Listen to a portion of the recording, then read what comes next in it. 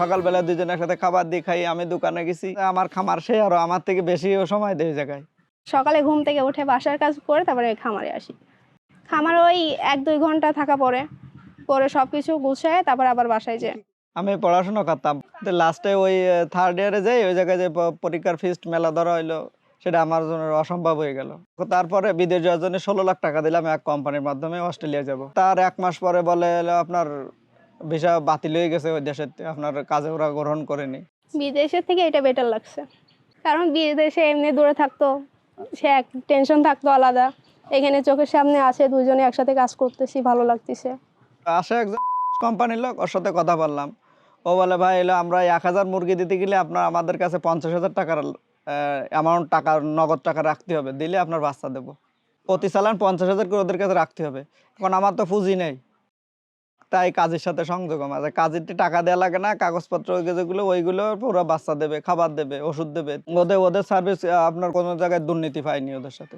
বাচ্চাও যেটা বলছিল সেটা দেশে, খাবার যেদিন যেটা প্রয়োজন সেদিন সেটা ওরা আমার আমার ওই মোড়ে পাঠায় দেয়, ওই জায়গায় আমি নিয়ে আসি।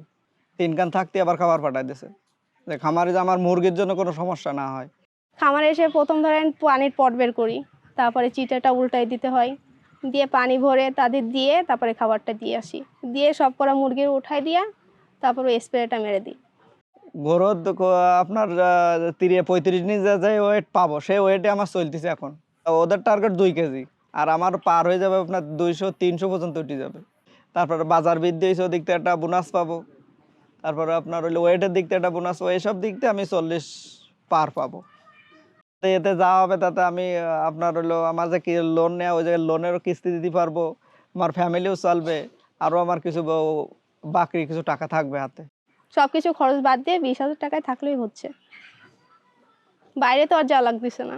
উনিও চায় যে বাড়ি থেকে আমার খামার করুক, এইভাবে দুইজনে একসাথে কাজ করলে সেটা আগাবে, সামনের দিকে আগাতে পারবো। এটা নিয়ে থাকাই ভালো আমার মনে হয়। একটা সন্তান আছে, তার জন্য যে শ্বশুর শাশুড়ি এরা আছে, আস্তে আস্তে এটা আগানোর চিন্তা আছে। সামনে খামার বড় করব, ম্যানেজ করতেছি, মনে করেন বলতেছি যে যে আমি যে কাজ করতেছি, বিদেশ গেলে তো আমার কোন কাজ দিতে এটা কোনো ঠিক নেই, সেটা আপনাদের সামনে করতেছি, আপনাকে সাথে যোগাযোগ রাখতে পারতেছি, কোনো সমস্যা হলে আপনাকে পাশে দাঁড়াতে পারতেছি। আমার মুরগিও পালা হচ্ছে, আপনাদের সাথে সহযোগিতা, দেখা সাক্ষাৎ সবকিছু চলতেছে। ওই যে দোকান আছে, ওই দোকানটা আর এটা নিয়ে পড়ে থাকার ইচ্ছা, চেষ্টা করলে সবই সম্ভব।